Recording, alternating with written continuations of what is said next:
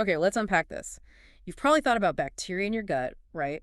But what about your skin? Ever really considered the, like, community living right there?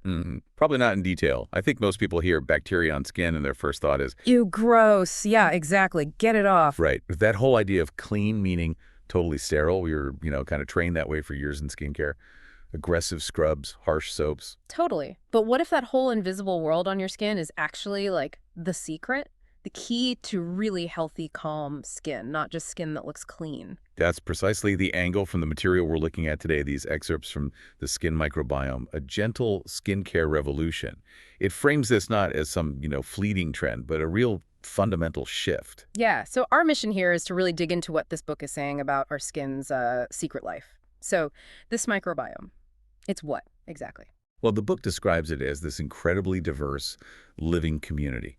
Think trillions, literally trillions of tiny organisms, bacteria, fungi, viruses, all living together on your skin's surface. Trillions. Okay. And they're not just hanging out, are they? The source says they're actually doing important jobs. Oh, absolutely crucial jobs. They help manage moisture levels, for one.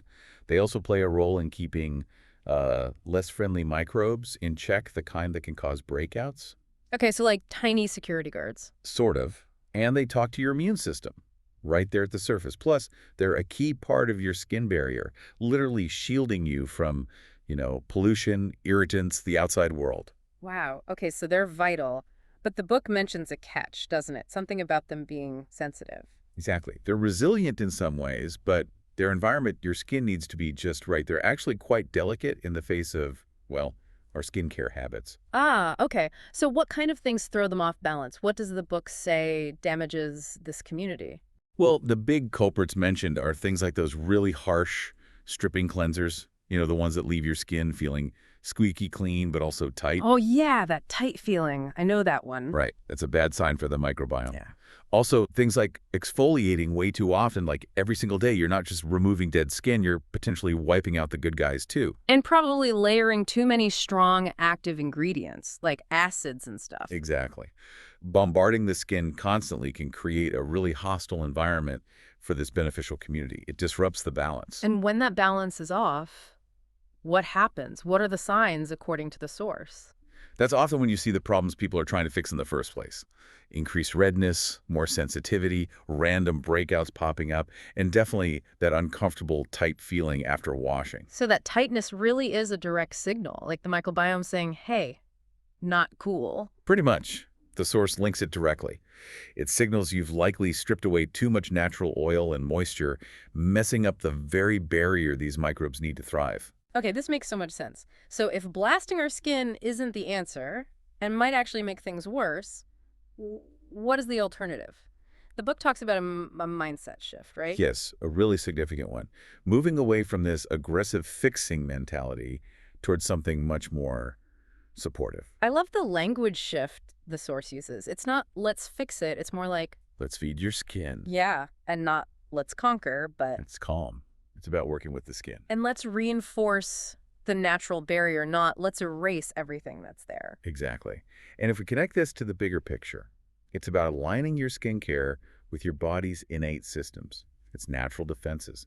That's why you see this rise in certain ingredients now. Like prebiotics, what are those again?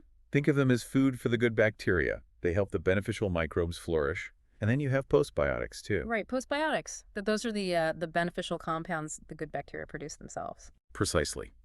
Things that can have calming or strengthening effects directly on the skin. It's about adding things that work with the skin's ecosystem, not against it. Which explains the move towards simpler routines too, maybe. More hydration, gentler cleansers that don't mess with the pH. Definitely. And a focus on barrier repair. Moisturizers with things like ceramides and lipids, they don't just hydrate, they actually help rebuild the physical structure where the microbiome lives. It's about creating a healthy habitat. So the message seems to be less about constantly doing things to your skin for that instant glow and more about a quieter approach. That's a great way to put it.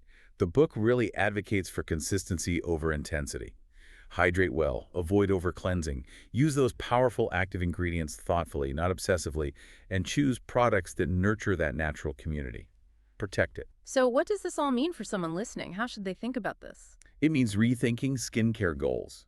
Maybe smarter beauty is actually slower beauty, more mindful. It involves really paying attention to your skin's signals. Listening to your skin, basically. Yes.